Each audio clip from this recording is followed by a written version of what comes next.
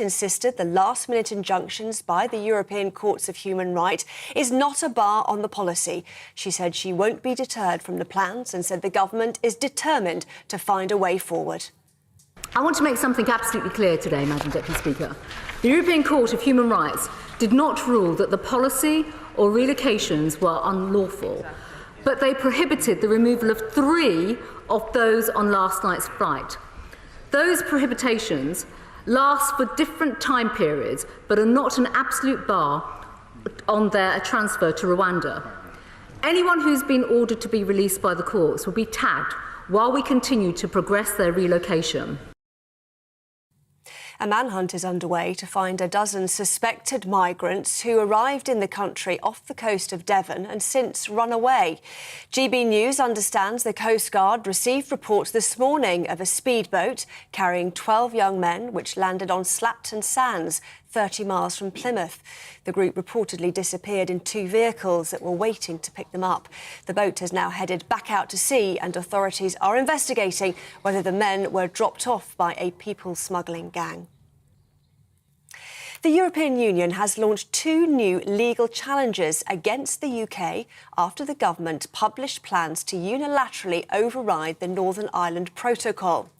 Brussels says if Britain doesn't respond within 2 months, they could be taken to the European Court of Justice. The Prime Minister has downplayed the changes as no big deal and says they protect the Good Friday Agreement. EU Commission Vice President Maros Sefcovic says it's illegal and damages trust between the EU and UK. There is no legal nor political justification whatsoever for unilaterally changing an international agreement.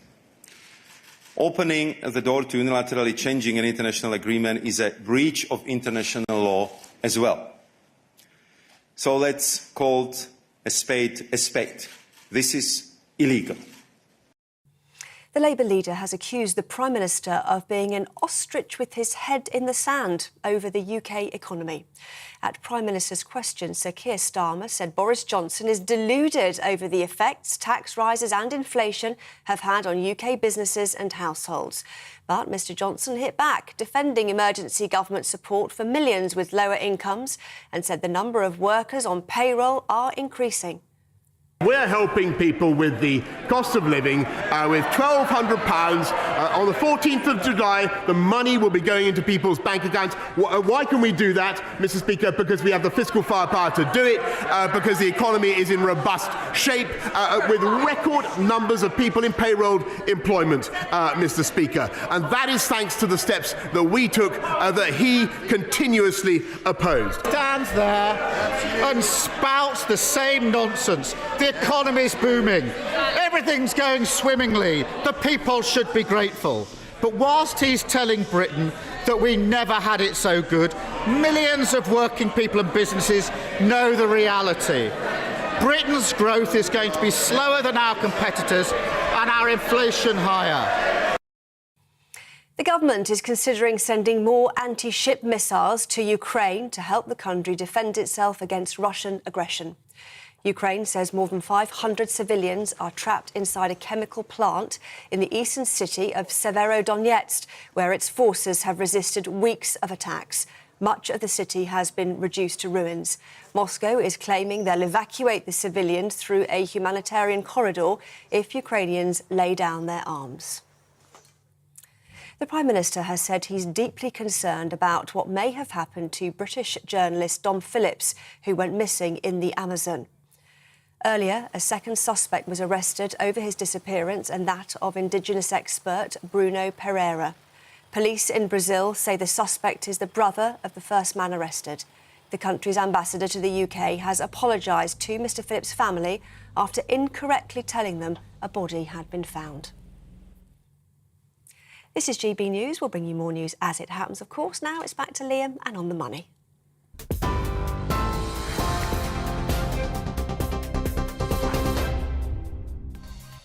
And welcome to On the Money. Coming up on today's show, the government scraps all grants for electric vehicles, or EVs, as petrol prices at the pumps climb to new highs.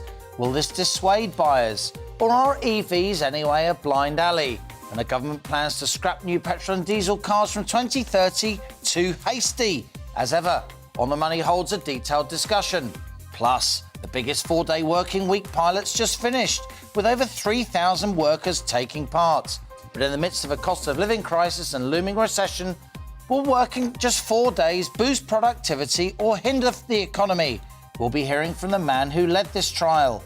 And the UK's care sector's in a crisis, with some workers earning little more than the minimum wage. Still reeling from the impact of pandemic, how can the care sector attract more workers? We talk to a leading recruitment consultant. Also, each day on The Money features, of course, an in-depth Money Talks interview. Well, today I'm talking to music Merkel's Steve Machant, one of the few men in the world who can boast working with Snoop Dogg, Elvis, and even the Pope. Steve definitely has the scoop on some of the world's top artists of times old and new, so stay with us for that. Email GBViews on gbnews.uk or tweet at GBNews. What do you think of the issues raised today on The Money? How do they impact you? I'll read out some of your messages later in the show, so stay with us, because this is GB News. I'm Liam Halligan, and you're on The Money.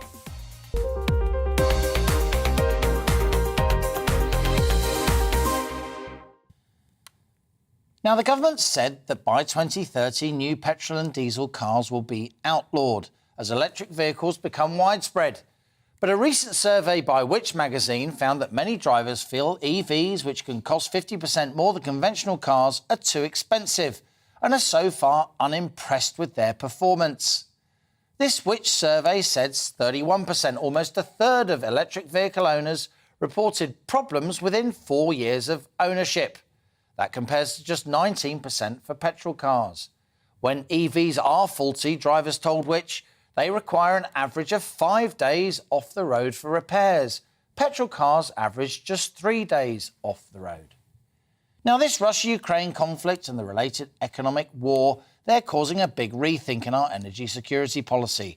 Some aspects of the net zero environmental agenda are being watered down. And today it emerged that ministers had decided to end grants worth about 1,500 quid towards buying electric vehicles. The Department for Transport said the plug-in subsidy scheme in place since 2011 was being closed with immediate effect, with funding now being, they say, refocused towards building and improving more electric vehicle charging points. The Society of Motor Manufacturers and Traders said this move, quote, sends the wrong message, with the RA warning it could stifle the ambition to shift most people towards electric vehicles. Others would say, though, that the focus on EVs, which often use power generated using oil and gas, of course, aren't the way to go, and the government plans to outlaw new electric and new petrol and diesel vehicles in little more than 7 years' time is neither practical nor achievable. And so that is our On the Money question today. Does this rush towards electric vehicles make any sense?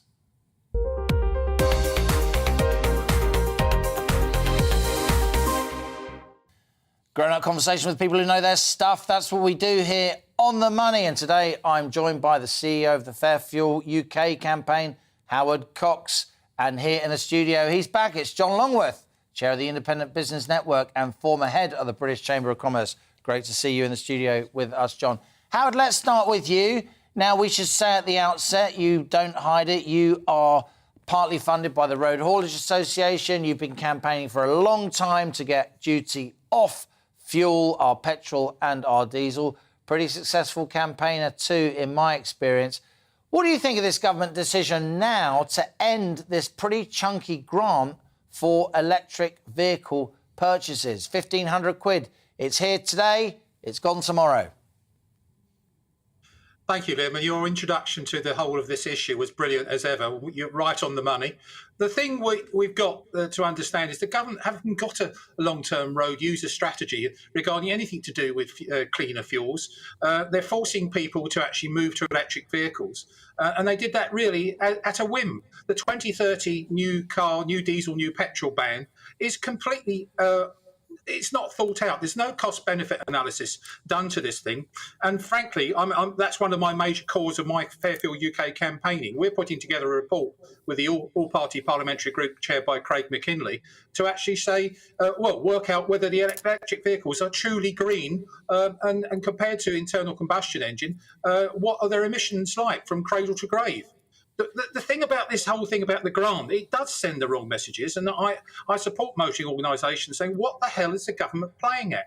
Because they're already too expensive. They should be issuing a carrot to incentivise people to actually move to cleaner fuels, but they shouldn't be forcing people into one particular mode of transport, electric vehicles. So in answer to your question, I am absolutely confused about what the government are doing, and I think they're even more confused than I am.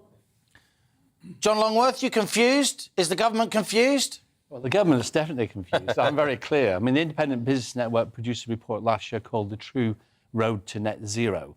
And as you said, electricity for cars has to be produced somewhere, and the whole approach of the government to how that electricity is produced is completely skewed and causing the cost of living crisis. Now, I'll repeat, as I did last time we were on the programme, all the increases in cost of living from an energy source so far have been down purely to the government's net zero policy, nothing to do with the Ukraine. We have seen rises in wholesale gas and oil prices, haven't we, though, John? And those do feed into electricity generation costs. The wholesale gas and oil prices are not reflected in the petrol pump. OK, The fact of the matter is that there's at least 15% extra, because if you look back at the previous wholesale price, even with the dollar-pound difference, if you look back to 2008, compared with today, the prices being charged at the pump are excessive, and the government were right to introduce a competition inquiry. But, it's been exacerbated now by the Ukraine. But the removal of the cap and the prices of energy for domestic users that took place in the spring were nothing to do with the Ukraine. Indeed, that off-gem energy price cap for household utility bills was set in February, before Vladimir Putin invaded Ukraine. So it's entirely down to the government's net zero policy, which is wrong-headed. Secondly, of course, the EV situation. Very good question. I mean, we've been here before. They've got form, haven't they, in relation to the motor industry. They say we should all use diesel. The Germans cheated in I got a diesel car because Gordon Brown told me to buy one. More polluting. More for me. We all knew they were more polluting, produced dioxins, which are carcinogenic. OK, so they've reduced that, but nonetheless, it didn't help climate change. We've now got an EV situation where it's bucking the market. They're forcing people into an area for doctrinaire policy reasons, which has no market basis whatsoever, and they're denying the production of cheap energy, which is actually under our feet and under the sea around us, in order to force people into a situation where they have to adopt green policies. For why? You're talking there North Sea oil and gas and conventional oil and gas and indeed fracking shale deposits. Howard, I want to come back to you.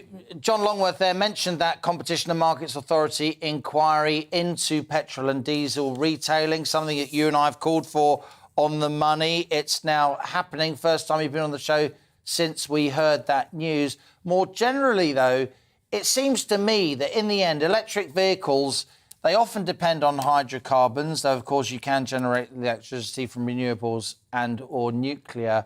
But the bigger impediment for electric vehicles is the battery technology, the rare earths that you need, the fact that those rare earths, minerals, are often in pretty difficult parts of the world.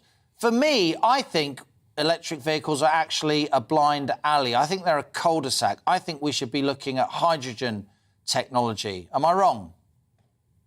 No, you're not wrong at all, and you're absolutely right. In the report, which is nearly finished on the cradle-to-grave emissions, in terms of we look at batteries, it's not only actually getting the minerals, which, as you say, some of it's under slave labour in South America, in Africa, but also the disposal of these batteries. They don't last very long. They're very expensive to replace, etc. If you go in to have a battery replaced, you're looking at something like £5,000 for an average family car. That's a huge amount of money to actually replace a battery. So you're absolutely right. It is a blind alley. And what we've been calling for, very simple, is actually allow clean fuel technology to evolve naturally. And one of those processes, as you quite rightly point out, is hydrogen. Absolutely right. But there's also, we've still got 100 years of oil. And we, as you know, diesel is the clean engine now. It's one of the cleanest engines possible. You ask the haulage industry. In the last 10 years, they've reduced their emissions on the road by 50%. But that's not a headline in terms of various other media outlets or through the government. They're forcing us into things like changing to E10 petrol, which is actually costing people 3 to 4% more to fill up their car. Those are the sorts of things. There are wonderful fuel catalysts around now, Liam, that can reduce fuel consumption and halve emissions, but the government are ignoring those. They're here now. We could actually clean up our air now without spending any further money. Very briefly, Howard, very briefly, if you would, this new Competition and Markets Authority into petrol retailing, do you expect anything to come of it? Or is it the government just firing a warning shot across the bows of the big... It's not often the independent petrol retailers, is it? It's the big oil companies that supply them. You're absolutely right. This is one of our 3 R's for Fairview UK, and we got it. We're delighted to get the CMA Authority inquiry in place. But I was also involved in the one in 2013, and that was a whitewash. The important thing about this one, they can ask the right people the right questions, and that's the one I'm looking for. I hope I'm asked to attend and answer questions. John, briefly, the CMA inquiry, it's a pretty big deal for a government to launch such an inquiry, right? But I've actually asked for it twice on this programme because the people who... What a font of wisdom on the money is. Absolutely right. The people who used to set the petrol prices in the UK were acquired by people who actually own a large chain of petrol stations and no longer have any incentive to do it. So the supermarkets, who actually are the cheap petrol retailers, are no longer cheap. That's the simple truth. And many motorists are feeling it, seeing £2 a gallon in some parts of the country, an average now of £1.85 for petrol, according to the RAC. John Longworth, you are staying with us. Howard Cox of Fairfuel UK, good to have you on the show as ever. Another interesting discussion. It's what we do here on The Money with me, Liam Halligan. Coming up with a 4-day working week trial underway, is this the start of a new normal for workplaces across the UK? Over the last week, more than 3,000 employees are trading in less than hours for the same pay in a bid to shift our work patterns. But in the midst of a cost of living crisis, will this help or hinder the economy? Plus, after the break, we'll be hearing from people leading this campaign, as well as leading human resources specialists. Stay with us. You're on The Money.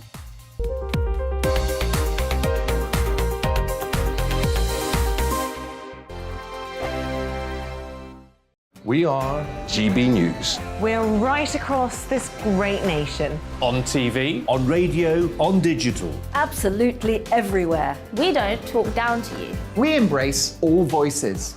with honest and civilised conversation. We're not part of the establishment. We're one of you. And we're only getting started. Join us on GB News, the People's Channel, Britain's news channel. Every morning from 6 o'clock, we'll wake you up with GB News Breakfast with all the stories you didn't know from the night before. So whether it's serious news, entertainment, or your own views from all over our great nation, we're here to kick off your day with a smile. The national media should be reflecting and reporting what's happening here. You will notice the northwestern accents. Whether you're with us on TV, radio, or online, every morning, it's breakfast from 6 a.m. Hope you can join us. Join us for Ministry of Defence, the comedy panel show that's just like the news, in that the left fights the right and it doesn't really seem to matter who wins. We cover the big stories. It was in fact a troop of baboons and not angry vegans. I like that. And the really important stories. Fat naked cow gets stuck in swimming pool. It's a headline in a lot of local newspapers. Yeah. We're on the same team, Nick. Yeah, but I'm just helping you. Join us for Ministry of Defence, Saturday nights, 8 o'clock on GB News. I'm Dan Wootton. Join me Monday to Thursday from 9 to 11 for the feistiest and most fun news debate on TV, where free speech reigns. I'll bring you a sharp take on the day's biggest stories, bombshell newsmaker interviews, and A-list guests. And I guarantee you, no spin, no bias, no censorship, and no reason to go to bed. That's Dan Wootton tonight, Monday to Thursdays from 9 on GB News.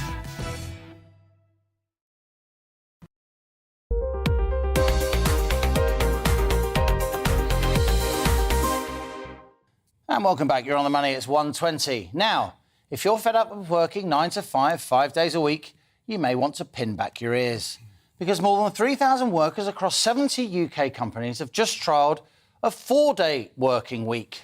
Ranging from local chippies to large financial firms, employees in all kinds of British businesses have been testing out what a shift in working patterns across the country could be like. And if you think that sounds good, employees aren't even compromising time off for pay, as their incomes won't be effective. And now research by job site CV Library suggests 4-day weeks adverts have jumped by around 90% over recent months. But in the midst of a cost of living crisis and a looming recession, will moving to a 4-day week inspire confidence and boost productivity, or hinder the economy and lead to worse customer service? Well, it's a pleasure to be joined now by Joe O'Connor. He's the CEO of the 4-Day Week campaign, the group which is leading this pilot under 4-Day Week Global. Nikki Jolly returns to the show. She's Managing Director at HR Today up there in the North East. And John Longworth, Chair of the Independent Business Network, is still with us. Joe, tell us about this pilot scheme. There's been a lot going on over the last week, of course, in politics and international affairs, but you've been plugging away with this pilot. What have you found? So my organisation, 4-Day Week Global, has been supporting companies in different industries in different countries for a number of years now to trial or transition to what we call reduced hour productivity-focused working. And it's based on this idea of the 180-100 model, 100% of the pay, 80% of the time, provided that 100% of output is maintained. And we've been running these pilots all over the world. We have programs in North America and Australasia. And this most recent one in the UK is the largest such trial to take place to date. And as you mentioned, over 70 companies from a very wide range of industries started their trials last week.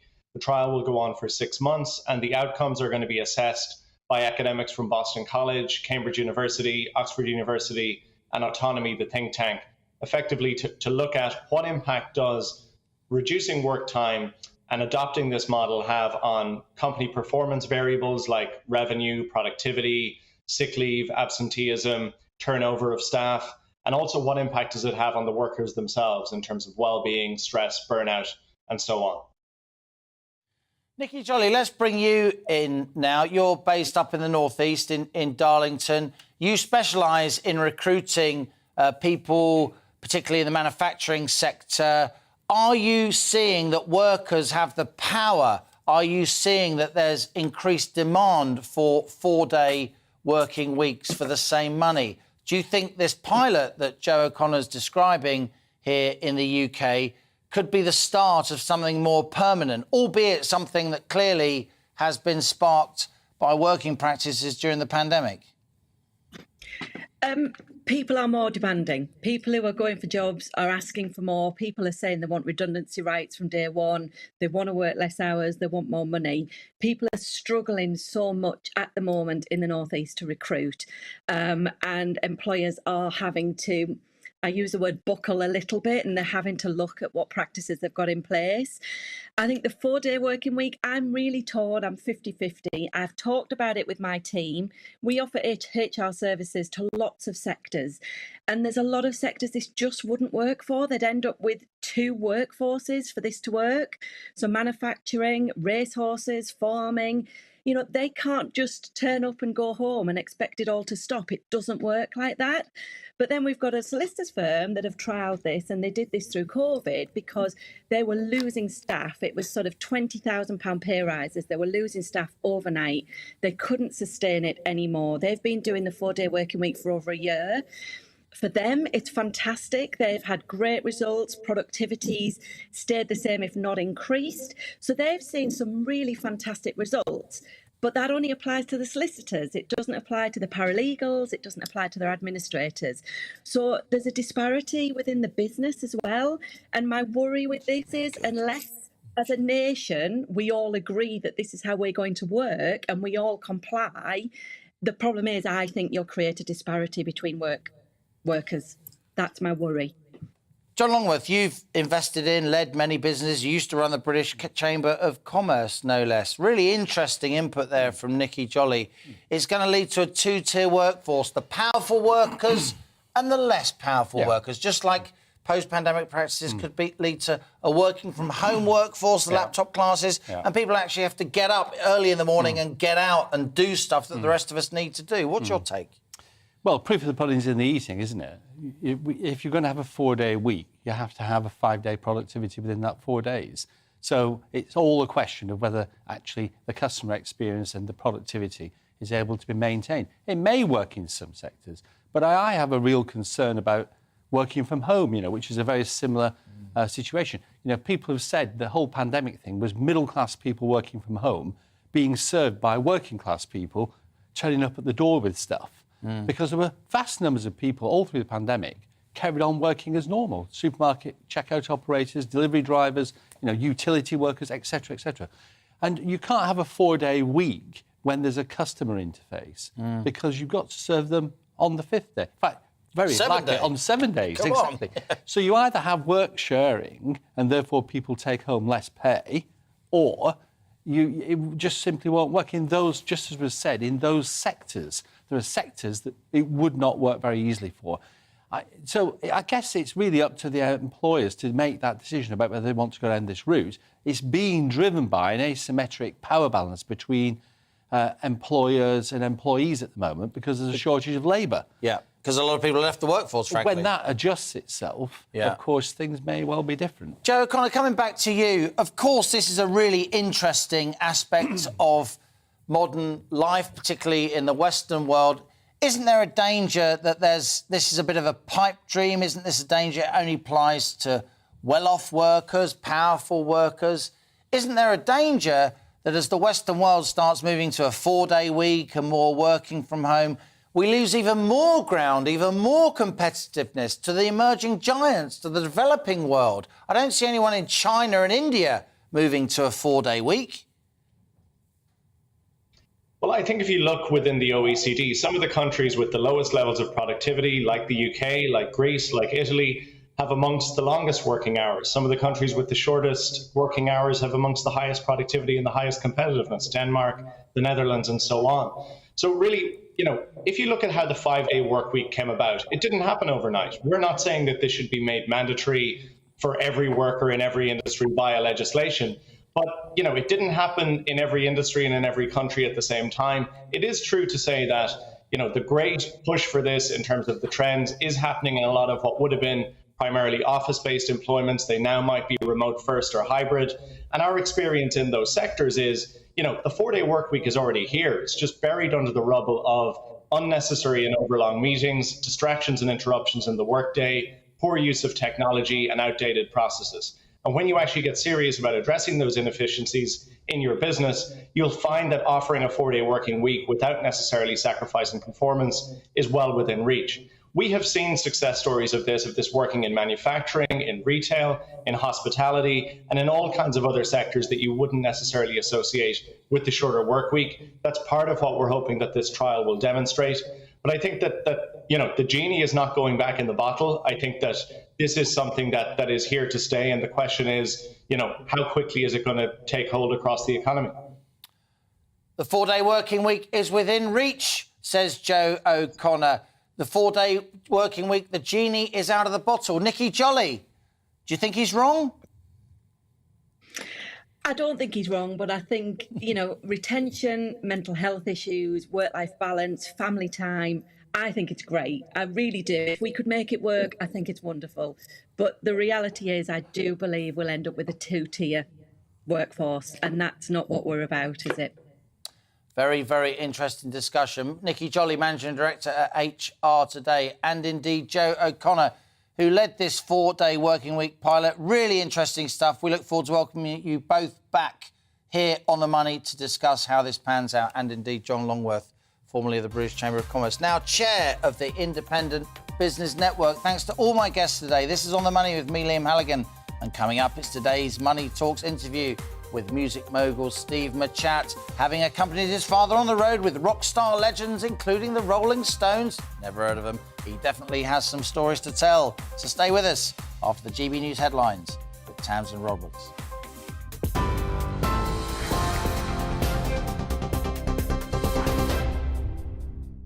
Liam, thank you. It's 1:30. Here's the latest from the GB newsroom.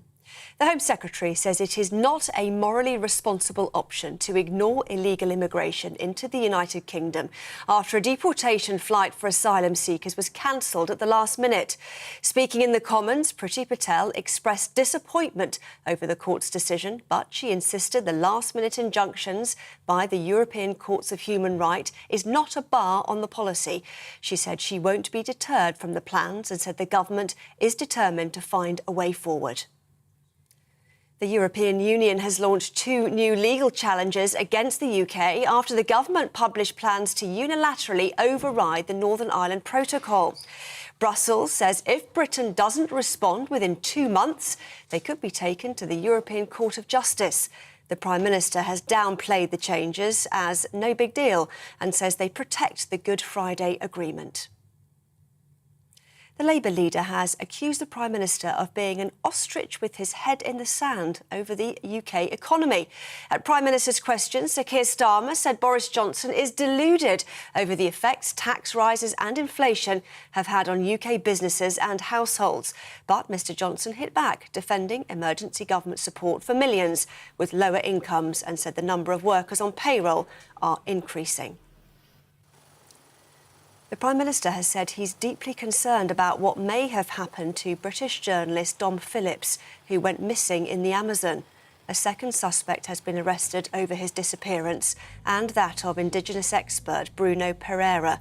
The country's ambassador to the UK has apologised to Mr Phillips' family after incorrectly telling them a body had been found. TV, online and DAB+ radio, this is GB News.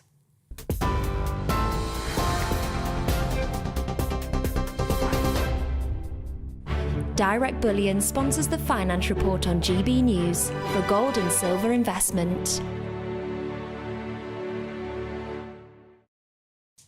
Here's a quick snapshot of today's markets. The pound is 1.210 to the dollar, the pound is 1.158 to the euro, and the price of gold currently stands at £1,511.45 per ounce. Direct Bullion sponsors the Finance Report on GB News for real-time investment. We are GB News. We're right across this great nation. On TV, on radio, on digital. Absolutely everywhere. We don't talk down to you. We embrace all voices. With honest and civilised conversation. We're not part of the establishment. We're one of you. And we're only getting started. Join us on GB News, The People's Channel. Britain's news channel. Every morning from 6 o'clock, we'll wake you up with GB News Breakfast with all the stories you didn't know from the night before. So whether it's serious news, entertainment, or your own views from all over our great nation, we're here to kick off your day with a smile. The national media should be reflecting and reporting what's happening here. You will notice the northwestern accents. Whether you're with us on TV, radio, or online, every morning, it's breakfast from 6 a.m. Hope you can join us. Join us for Ministry of Defence, the comedy panel show that's just like the news, in that the left fights the right and it doesn't really seem to matter who wins. We cover the big stories. It was in fact a troop of baboons and not angry vegans. I like that. And the really important stories. Fat naked cow gets stuck in swimming pool. It's a headline in a lot of local newspapers. Yeah. We're on the same team, Nick. Yeah, but I'm just helping you. Join us for Ministry of Defence, Saturday nights, 8 o'clock on GB News.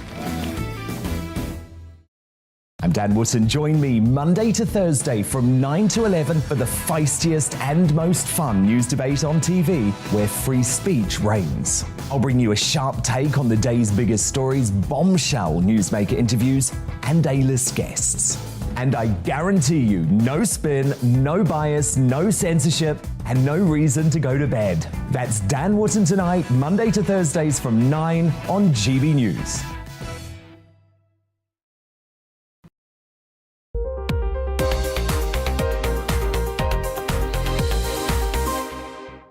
And welcome back, you're on the money. Now, the home care sector not only helps millions of people in need, but it contributes greatly to the UK economy.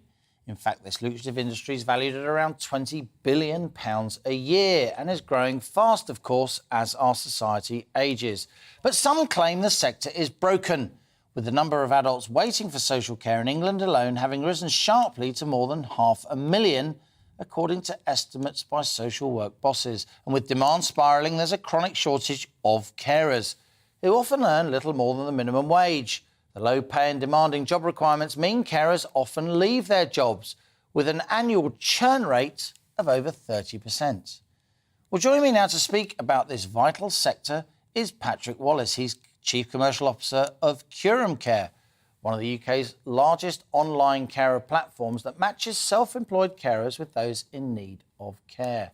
And he believes that the social care crisis is caused primarily by low wages and long hours. Great to have you with us. Just explain to us your business model. What is Curum Care? OK, so we set it up because the primary problem that everybody accepts is that carers earn so little, and it's a vicious circle. So they're earning £9.50, £10 an hour. The retail, hospitality sectors, people are earning 11, 12. Amazon are paying £13. So it's a vocational job. They love what they do on the whole. And hard work. And very hard work. And long hours. And long hours. And some of them have to run a car on £10 an hour. I mean, I simply don't understand how they do it. But the problem is they can't live on that. And so we've identified what the problem is, but in a rather typically British way, we've then moved on. So what we need to do is come back and solve the problem. Now, you have got a fixed budget in this country at the moment because everybody is strapped, including the government. So councils pay about £17, £18 an hour, and you have to pay the carer £13 or £14 an hour. So what do? You have to come up with a model where the carer gets £14, £15 an hour, which they do on our platform, and the average person pays £17 or £18 an hour, which they do on our platform. And how do we do it? Well, we remove a huge amount of the administration. So the carer has to do a bit more. They're self-employed. They produce their own invoices. The client has to choose the carer, which is normally a very good thing. And they, between them, have a proper relationship, and then the tech enables it. And it works. We've done 1.5 million hours of care. We're growing very quickly. Revenues are growing at 200%. We've got nearly 6,000 carers on the platform. We have 75,000 in the pipeline, and carers love it. And it is a virtuous circle as opposed to a vicious. So that's really. So this is tech. This is an app that's effectively, and a website effectively empowering self-employed carers to make sure that they get more of the money that the client, ultimately the government providing care for, and private sector too, are ultimately paying. And that, to me, that's really uplifting because, I mean, I love business. I present on the money, right? But it seems to me when you look at the social care industry, the margins are often very wide, very big, wide margins. 50%. And you know that the carer, the person doing the work, isn't getting access to that. But your platform gives them that chance. Absolutely. It's even worse than that. The agencies, many of them are losing money. So actually, and the real irony is that many of the admin staff who would possibly be the victims of this used to be carers. And if you speak to them, they'll say, well, I couldn't live on a carer's platform. That's why I'm working in administration. So yeah, it's not for everybody. There'll always be a role for agencies. Agencies do a fantastic job with some fantastic carers in them. But for a lot of people, having the choice of being able to choose your own carer and for the carer to choose their own client we think, well, for many people, it's a compelling solution. Now, the British workforce is something like 32 million people, right? And 1.2 million full-time equivalent people work in social care. It's absolutely huge. And yet there's a shortage. There's a shortfall of 250,000 or so. What share of those people employed in social care are self-employed? Well, it's quite a high proportion. I mean, not a high proportion. It's about 10 or 15%, I believe. But, these are lone workers. Yeah. They're organised. They have to control their lives. They have to get from A to B. Yeah. For a lot of people, it's a model that works, and we help them obviously on the platform. We provide free insurance, we provide sick pay, we provide free training, lots more other benefits as well. So we put the carer at the centre of it. They earn more, they feel valued, and then the client actually gets some choice and control over things. And we don't see a loser out of it. So those people watching and listening who are self-employed care workers, they can get in touch with Curum Care to perhaps provide work, find work. But people who want care for themselves or their loved ones, they can they can contact Curum Care if they want care. Is that how it works? Absolutely. You go onto the platform. It's CURAM care. freeviewcarecare.com. It's free to join for the carers and to be approved. If you like using a Revolut or a Monzo card, most of it's automated. There is a 30-minute onboarding video call to show them how the platform works. Obviously, carers are reviewed and things like that as well. Yeah.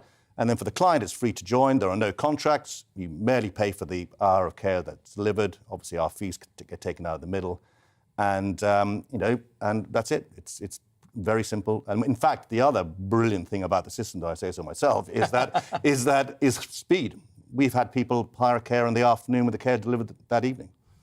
You can hire a carer within an hour or two if there's enough carers in your right area. The job goes automatically out to the app. Carer says yes, comes back on, messages with the client, and we regularly have jobs sorted within 24 hours. Really interesting stuff. I enjoyed talking to you, Patrick Wallace of curumcare.com, a fascinating business model. Thanks a lot for coming into the studio. Thank you very much for having me. Now, earlier this year, I interviewed David Stockton. He's CEO of the Great North Air Ambulance Service. That was as part of my Money Talks series.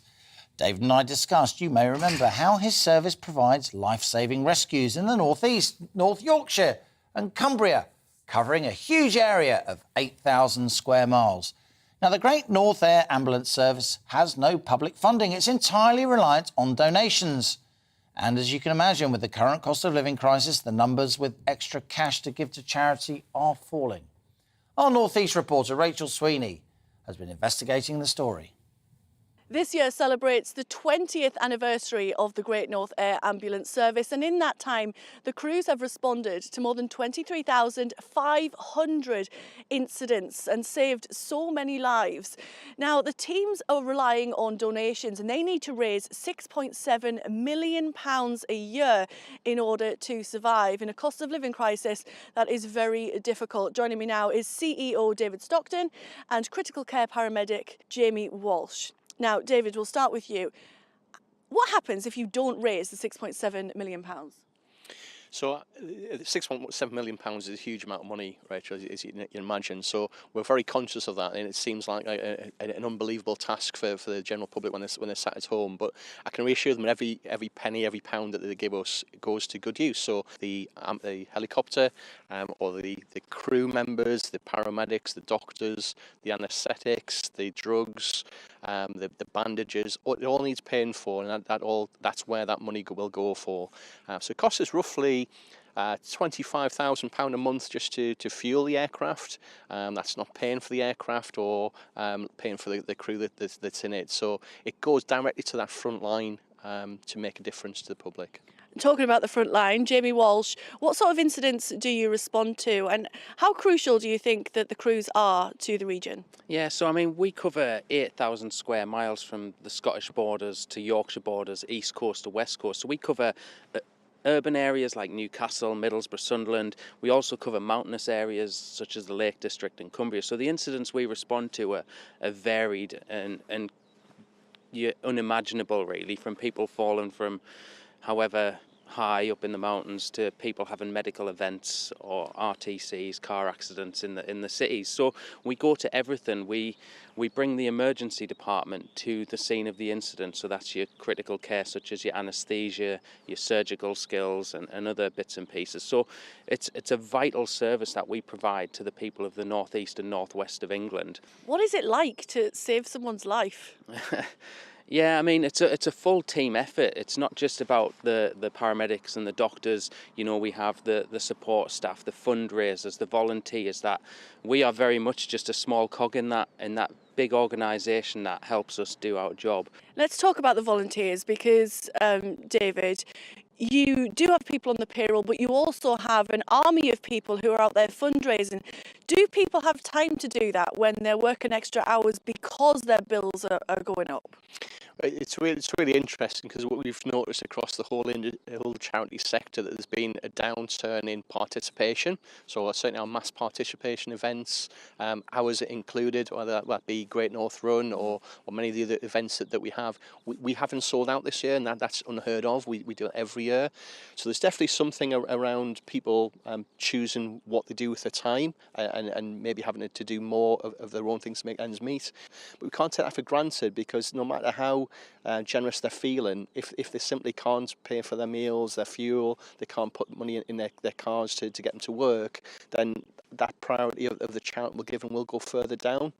And we appreciate that. That's the way it is, but we're just asking that people don't forget about us. A crucial service to the north of England. The cost of living crisis has affected families right across the UK and households, but it's also dramatically affecting charities and rescue services too. Rachel Sweeney there with the fabulous Great North Air Ambulance Service. Now it's time for my daily interview series, Money Talks, and it's a pleasure to be joined by a very special guest, one of the world's most prolific entertainment moguls, the owner of SSK Records, Stephen Machat. Now, to say that Stephen's had a colourful career is a bit of an understatement. He's worked with some of the music industry's icons, from Elvis Presley to Phil Collins. He used to share a flat with Leonard Cohen, this bloke, and hallelujah, he's worked with the Dalai Lama. As the son of entertainment lawyer Marty Machat, who famously represented the Rolling Stones, Steve was exposed to the music industry from a young age. Born and raised in New York City, and spending much of his childhood accompanying his father on road trips with the rock and roll legends. It's no wonder his passion for music was ignited and he decided to forge a career in the industry. He's got an accounting degree. More recently, he's produced rap artist Snoop Dogg. And Stephen Machat's written no fewer than 10 books. And here he is in the studio, music industry legend Stephen Machat, my latest guest on Money Talks. Hey, I'm honoured. Good to see you, Stephen. Thank you so much for joining me here in the studio. When I look at the music industry today, I'm a bit concerned, and I'll tell you why. Because when I was a kid, you'd follow bands, they'd get going in pubs and clubs. Obviously, I'm a Londoner, you can tell from my accent. It seems to me now there's no way into the music industry for those bands that come up from the streets. Bands are identified, promoted on social media by executives in LA with spreadsheets, rather than being chosen by the kids, chosen by the followers. Is there something in that? Yes, between those lines, it's 100% true. What happened is the world you were born in was the world I started working in. And artists, they were quality.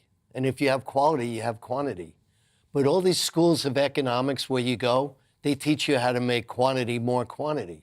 But art's a different world. Art requires quality, and if you have the quality, you've got the seeds that you will be able to sow forever and ever more. And music is art. Film is art. Books, even books are art, you know. You get people to like it, and they'll buy it, and they'll buy it, and they'll buy it. But to teach people quality is hard. What would you say to young musicians, and even not so young musicians, trying to break through, Stephen? I mean, in the old days, they'd just be gigging and gigging and gigging, learning their chops, playing to as many people as they could, moving around the country as much as they could to try and find an audience. Now it seems like they should be social media consultants. They should be playing with their computers. They should be online all the time. It seems to be a very different world. You're 100% correct. We opened up SSK Records. With my son, I had Hippos and Tanks, and we were breaking artists, and unfortunately, he died in a rock and roll accident. And then 2015, right? Yeah, thank you. And, you know, I ended up running for the U.S. Senate. I ended up running for Congress. And with my wife, who loves music, I decided, okay, I'll do this, and let's do it. And we signed Rock's Revolt and the Velvets. And I brought it to England, and I didn't bring it to England, but I brought the music to England. And I couldn't get her out of the United States because she was from Venezuela and she didn't have her passport. Okay, yeah. But I came real close to breaking it the old-fashioned way. You know, and what they do now is it's all computer. That's where you're correct. And they don't have a clue about the emotions that come from you from when I throw music your way. They don't get it because you want to be emotionally attached. Like your man out here's in the 10cc. I told him he should listen to The Art of Noise. Yeah, I remember The Art of Noise. Right? Wow, well, they're great, yeah. right? So anyway, today's world, they want computer graphics. They want you on Spotify. Spotify doesn't pay you. So what do? You hire people to make believe you have streams. Yeah. So now all of a sudden you're playing the game of streams. People aren't listening to that. Yeah, this is the thing. I grew up in London in the 70s and early 80s. It was the London of the Sex Pistols. It was the London of madness, right? bands like massive bands, Our House, that absolutely ruled the world in their day and had enormous cultural influence, who reflected the societies, often the working class societies that they came from. These guys were modern day poets. I don't exaggerate, and I don't apologise for saying that. There is no way the Sex Pistols or the Madnesses of today would be discovered, because you've got to have 1 million followers on social media before any music executive will look at you these days. And often it's, the sons of, extremely wealthy people and the daughters of extremely wealthy people who've got the social media smarts, who buy the followers. It strikes me that the popular music industry, which has always been about social mobility, about ordinary people gaining a broad audience through talent and chutzpah, all that aspect is going. The soul's leaving the industry.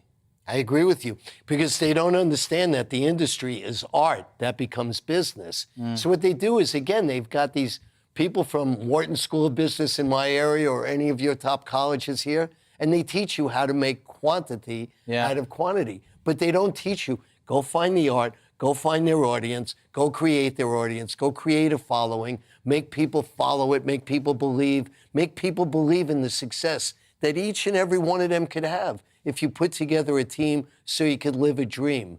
That's the goal of life, is to create the dream, not to sit here and be a widget. That's not the game, because I believe in love. Music is love. Music is energy. When it becomes music is also a way. It's a way of society expressing itself, and if it's only groups from more privileged parts of society expressing themselves, then we got a real problem. Look at the acting industry; it's full of posh people. Look at the music industry; it's full of posh people. Where's the chance for the working class kids to use acting, to use music, to reach out and to talk to their people and demonstrate to their people that they can generate a platform? Well, that's the goal of SSK Records. Now, I've done this my whole life. You're looking for the idolists, the ones that hear, the ones that get different energies. And SSK, it's the schoolofsacredknowledge.com. Go there. I teach you, people that mystics, people that are looking for more, people that put together a team to get you more. And it's because in the world that we live today, it's here. All your songs have the same beat in English radio. But the one thing you do have is you have a system here where you'll point out, this child's got a little different. This child knows poetry. And you'll train these people. That's why your country here, and I feel like an Anglophile anyway. I've lived here forever. You have massive connections with our industry. And I love your country too, because you dream. My country has no dream. Look at what we put out. It's all repetitive. And it just doesn't work except for hip-hop. Just briefly, you love the UK. My family came to England from Ireland. I've lived here, born here, lived here all my life. We both love this country. Just briefly, Stephen, from a music industry legend, why is the UK so good at pop music? Because you create it. You sit there in these schools, what I said a couple of seconds ago, is when they're going through schools, you isolate those students who are into the arts and a little maybe of the sciences. But those that can create, you understand, when they get out, and if you pick the right ones, they go out and they wear you. Be it Mick Jagger, who, because of my father I knew forever, or Peter Gabriel, Phil Collins. When they go out in public, they represent the UK. You have a land of the dreams, from your queen and everyone being a prince or a princess. You could get your dreams to come true here. And these people in your country, they go for their A-levels this way. And if they want to deal music, you actually support people to make music. You give, as long as they report to you and tell you what they're doing, you support people to go try to find their dreams. It's beautiful. That's why your singer-songwriters pull it off. Well, the British music industry, we are, of course, massive world beaters, from the Rolling Stones to Oasis, Genesis, and beyond. I think it's great to hear from you, Stephen. Thanks for being so kind about this country. But I do worry, as we've discussed, and I think you share my concerns, big time, that the music industry is not allowing regular kids in regular bands to come through. But it's an honour to meet you. Thanks so much for being my latest guest. I'll share one thing with you. It's going to be an overthrow. Spotify will collapse, and the music's going to come back. because you got to express yourself. And if you don't express yourself, it won't work. And thank you for having me. You heard it here first. You heard it here first. On the Money from Stephen Mashat. That's all we've got time for today. But do join me tomorrow at 1 p.m. while I will be continuing to focus on the cost of living crisis, helping you to beat the squeeze and all other issues, economic, business and financial. This is GB News. I'm Liam Halligan, and that was On the Money. Hello again, I'm Aidan McGibbon from the Met Office. The heat is building during the next few days, expected to peak on Friday. Today is fine for most with some warm sunshine. Cloudier conditions for the far northwest. Northern and western Scotland, Northern Ireland seeing the impact from this cold front. That's bringing some cloud and showery rain. Meanwhile, high pressure elsewhere is bringing a lot of sunshine and increasingly high temperatures. Those temperatures climbing day by day over the next few days. So plenty of sunshine there for England, for Wales. Some haziness to the sunshine for North Wales and Northern England, but the thicker cloud reserved for Scotland and Northern Ireland, and some outbreaks of mainly showery rain for western parts of Northern Ireland, the northwest of Scotland and the Northern Isles. Cooler here, but temperatures climbing mid to high 20s elsewhere, 28 Celsius the high there for London and the home counties. Into the evening, and it stays clear across England and Wales, but temperatures remain relatively high. A warm night.